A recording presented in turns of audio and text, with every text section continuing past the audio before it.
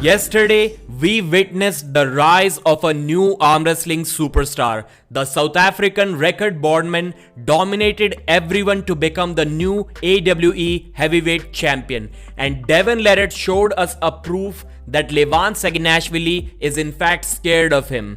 On 13th of April, the 8-man AWE Grand Prix event took place in Brisbane, Australia, and the event was dominated by record bondman, who is only 20 years old by the way and has been arm wrestling for about 1 year. This has to be, I'll say, the most shocking display of arm wrestling strength that I have ever seen. It was literally unbelievable for me. So this is what the scorecard looked like. Record bondman number 1, Brett Coots with a surprising silver, Mataivarangi Hetamoris at number 3, then Andy Boskowski at number 4, and after that I'm not sure about a couple of positions, but it looked like Ryan Bowen was at number 5 with 1 win and 2 losses, and Ryan Scott also got 1 win and 2 losses, so maybe these two can exchange places. I'm not sure who was where.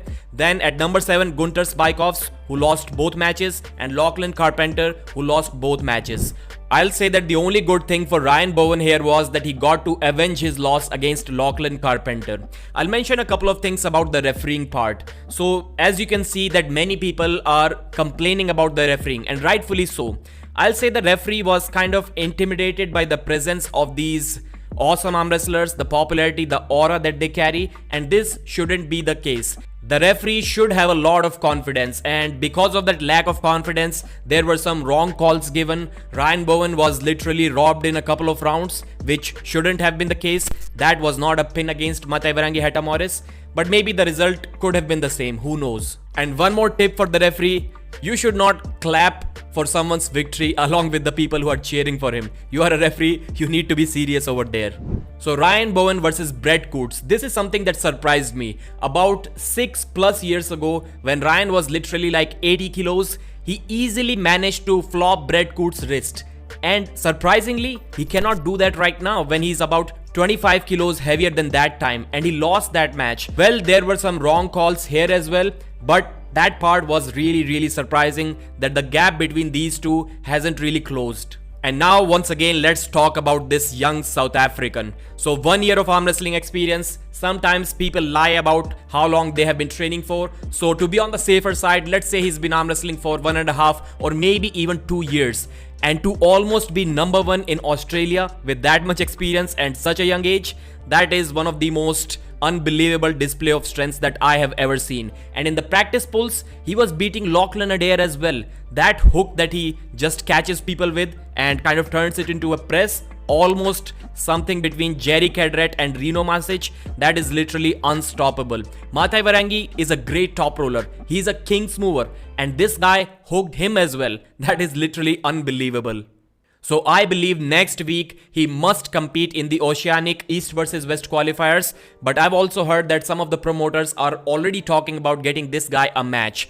And about a year or so ago, less than that, Ryan was easily controlling him, and now look at the level. So clearly the newbie gains haven't ended yet. Chael Sonnen uploaded another video about arm wrestling, and to be honest, there wasn't much to look forward to in that video apart from that one psychology that Chael revealed, which was interesting to me. He said that the only reason we like these sports, we like conflict, is that we are presented with a conflict and also a guaranteed immediate resolution to that. That's what we look forward to.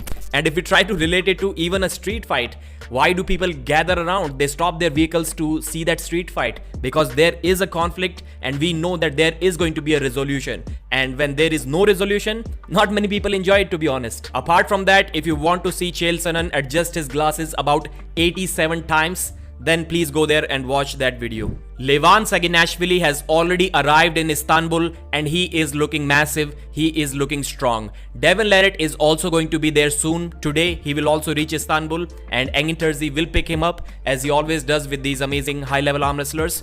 This is what Devon said before leaving for Turkey. For me, this win is solidifying that you really can be almost 49 and be the very best in the world. It will be my greatest challenge. It will be the hardest fight of my life. I do not believe he can defeat me.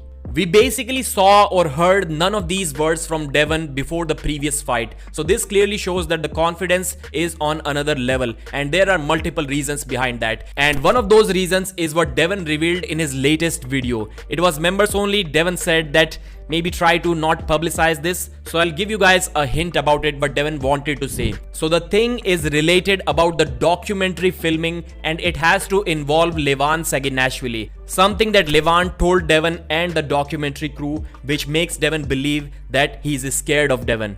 And if you are a LEVAN Saginashvili fan, then you can hear this piece of information and immediately say that's what a real man would do. That has nothing to do with being scared. This is just confidence. This is just basic rules and principles that LEVAN must have. And if you are a Devon Larratt fan, then you will process the same information in a completely different way, just like Devon is processing it. And I think to some extent, both of them are absolutely right.